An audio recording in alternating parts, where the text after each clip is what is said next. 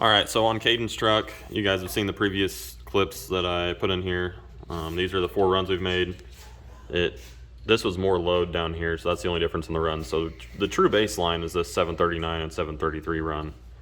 It's making peak power back here at 2,500 RPM. It's got 26 or 27 degrees of timing in it. All the fuel, from what Kadens says, the plate is all the way forward. So we're gonna see what's going on. On the Superflow out west, it did 860. The only difference has been timing. It had 21 degrees then, now it has 27. It seems to be just falling on its face basically, out past 2,700 RPM. If you guys remember what mine did before I messed with delivery valve stuff and timing, whenever I had too much timing on those stock delivery valves, this is exactly what the curve looked like. I'd make peak power out here, and then I added more timing and I lost all the power out back, and the curve looked exactly like this. So we're gonna pull like 3 degrees of timing and see how it reacts, and maybe that's the issue. That's what we're gonna start with. Everything else points to that, so we'll see.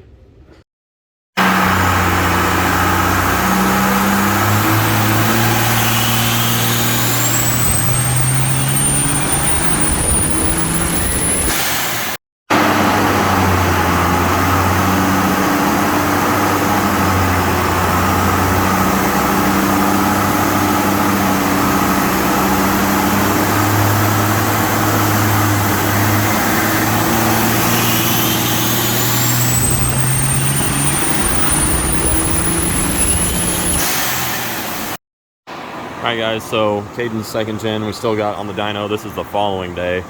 But there were some suspicions. We realized, or I didn't think about it. We contacted a couple people, talked to Josh obviously, and they all said, it's got 145 degree pistons in it. These don't handle a ton of timing like other trucks, or like the big bolts do. And that's kind of made us think it's time to pull some timing out of it. It was at 27 degrees. Yes, I know you can run these trucks up to way more, and the truck ran just fine, and he thought it ran good. But this is, we're talking huge power differences. So people that say just throw it, don't even know your setup and recommend you an amount of timing, it's not very wise to listen to them. That's not what Kadens did here. He had the truck at the timing that it's now at before, and it ran great. And out west it dynoed 860 horsepower. And this was 27 degrees of timing. This is 21 degrees of timing, and it completely replicated it. Out the back, we're talking 200 horsepower difference. And instead of peak power being made back here at 2,500 RPM, it's now making peak power out here at 3,300 RPM.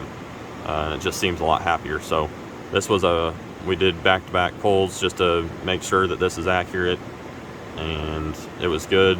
You gotta get it to come on the charger a little bit better to start the run. It wasn't on top of the charger here, but it didn't really reflect the peak number as it was making peak out the back. So now I'm going to do a very slight timing change. I believe go from 21 to maybe 23 or 22, one of the two, and see if it picks up. You want 2 degrees? 2 degrees? Okay. So we're going to see what it does after that change. If it loses, then we know 21's kind of pushing the limit. If it gains, then we know that 27 is too much, so we can't go that far, but we'll see if there might be 900 in it. It's real close up here. It has a little dip here in the middle. Really don't know. Feel like that could be manifold charger wastegate doing some things there, but it's making 80 pounds of boost. We don't know how much drive, so we'll see.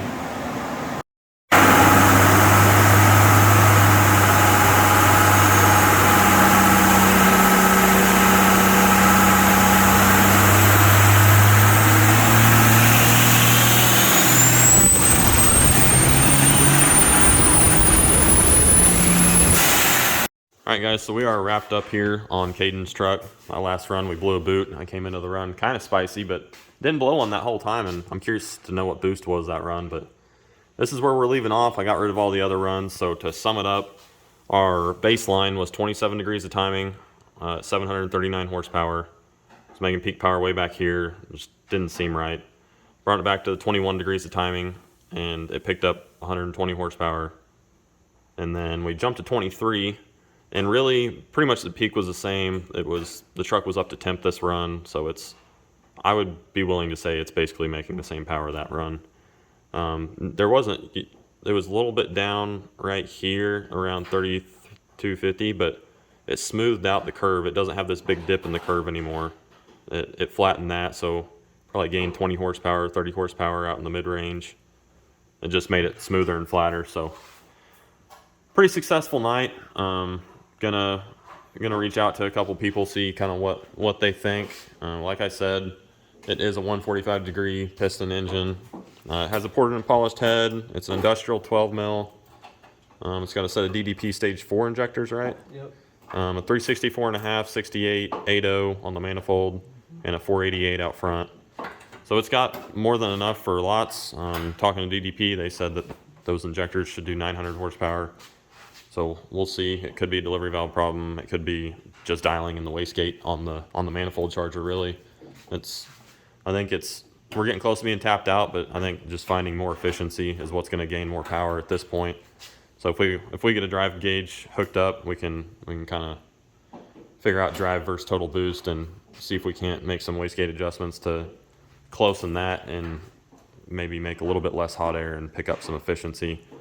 Might be able to.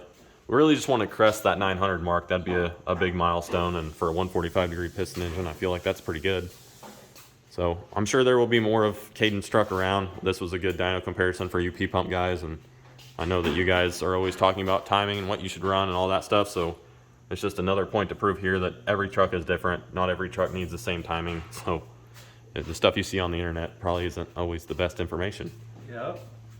But I'm ecstatic. yeah. It made that before up in Utah with the correction factor, but it's actually doing it down here. That's what's kind of crazy to me. Yeah, So. no doubt. So, very successful day. The truck, you guys have seen the truck in another video, but very sharp second gen. It's actually very clean. Original 12 valve truck too. So, there will be more of it. We'll continue to chase power with it, whatever it ends up having in it for an engine, I don't know, but after today we might have to keep a PPump 12 valve engine in it. I don't know. But that's where we're leaving off for the night. You guys take it easy. See you next time.